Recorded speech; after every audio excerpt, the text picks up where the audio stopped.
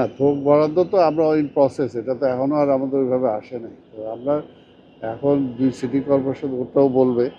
আমরা ২ সিটি কর্পোরেশনে আমরা চেষ্টা করছি যাতে অন্তত রেভিনিউ ইনকামটা বাড়ানো যায়। পাশাপাশি সরকারের আমরা মাননীয় প্রধানমন্ত্রীকে বলেছি যে আমাদের এরিয়ারই আমাদের যে মন্ত্রণালয়, ওই মন্ত্রণালয় খুব দ্রুত আমাদের কিছু প্রজেক্ট করতে হবে, সেকশন করতে হবে আগামীতে। ওদের স্বপ্ন পূরণে পাশে থাকতে পেরে আমরা গর্বিত। বর্ষা বা বন্যা আসার আগেই যাতে আমরা কিছু কাজ করতে পারি, সেটা যেন মাননীয় প্রধানমন্ত্রী নির্দেশ দিয়েছেন মন্ত্রণালয়কে।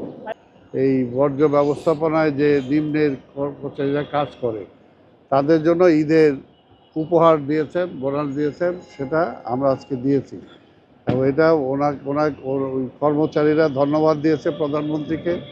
ওনার ধন্যবাদটা আমরা ওনার কাছে পৌঁছে দিলাম যে কর্মচারীরা খুব খুশি হয়েছে। তবে উনি বললেন যে এতেই আমি খুশি না, যতটুকু হয়েছে আরও কাজ করতে হবে। আমরাও বলছি কর্মচারীরা খুশি, ইনশাল্লাহ ভবিষ্যতে আরও করবে। আর উনি এইগুলোর ব্যাপারেই যে বর্জ্য ব্যবস্থাপনা, আদার সিটি যা আছে এগুলোকে আরও একটু আধুনিক কীভাবে করা যায়, এই সমস্ত বিষয়ে উনি মত বিনিময় করলেন, চিন্তাভাবনা করছেন। ভবিষ্যতে এই সমস্ত বিষয়ে আরও আলোচনা।